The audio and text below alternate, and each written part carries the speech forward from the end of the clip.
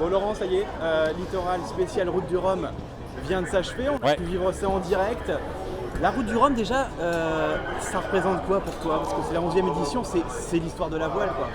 Bah, c'est une course complètement mythique qui commence pour sa première édition par la victoire de Birch de 98 secondes. Je ne sais pas si tu te rends compte, mais 1 minute 38 après une transat qui durait plus de 20 jours à l'époque.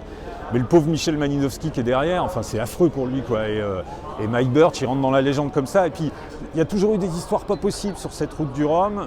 La double victoire de Bourgnon, la victoire d'Artaud, la victoire de Pajot, la météo dantesque de 2002, la superbe victoire de Lionel qui était avec moi dans l'émission, où il écrase tout le monde. Il émet à je sais pas combien d'heures derrière en 2006, où il navigue comme dans le manuel, quoi. Il croit dur comme fer à sa victoire avant le départ. Il dit non, on va faire ça au niveau météo. Et ça se passe exactement comme ça. C'est-à-dire que sur 7 jours, une semaine, il a la météo qu'il avait prévue. Donc il n'a qu'à appuyer sur l'accélérateur et il fonce et il gagne. 2010, Camas avec son hyper gros bateau, c'est pour ce petit mec qui est une boule de nerfs et tout, et qui gagne. Et puis 2014, Perron qui récupère Bank Pop 2 mois avant, et qui gagne, qui s'impose, quoi. Il n'y a que des histoires incroyables dans cette route du Rhum. Qui tu vois au bout là Oh là là. C'est dur. Alors, les catégories Rhum mono, multimono, classe 40, ils sont 53, donc pour dire un favori, c'est impossible, quoi. 123 skippers. Ouais, 123 skippers au total. Après, pour les deux catégories un peu reines que sont les ultimes et les IMOCA, les monos de 60 pieds, ceux qui font le Vendée Globe, en gros.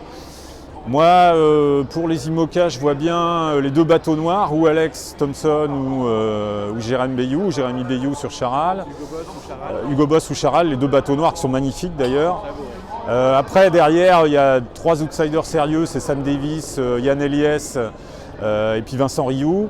Et puis en ultime, alors tout ça c'est hors fait de course, hein. S'il percute un pauvre conteneur qui passe par là, on ne peut pas le prévoir, mais je pense qu'en ultime il y a quand même François Gabard qui est fort. Armel, je pense qu'il aimerait bien enchaîner Vendée Globe, Route du Rhum.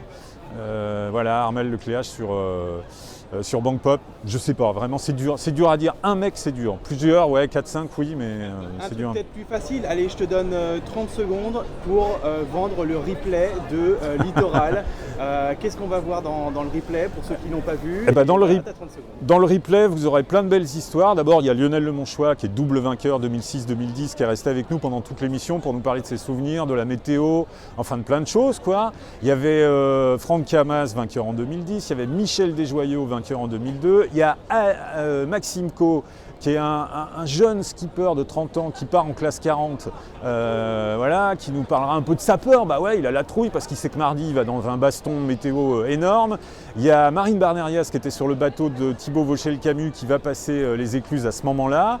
Et puis il y a Laurent Bignolas qui est avec Alan Roura, qui est avec Jean Galfione, qui est avec Jacques Carès, le directeur de course. Donc vous verrez tout ça dans le replay de Littoral, faut regarder. Et voilà, encore une fois, France 3 est au bon endroit. Si vous ne faites pas partie des dizaines de milliers, il y en avait 240 000 personnes présentes hier. Si on ne fait pas partie des visiteurs, il faut regarder Littoral. Ça, c'est une façon d'être un petit peu faire partie de cette route du Rhum. Exactement. Merci Laurent. Merci à toi. Allez, ciao. Salut à tous.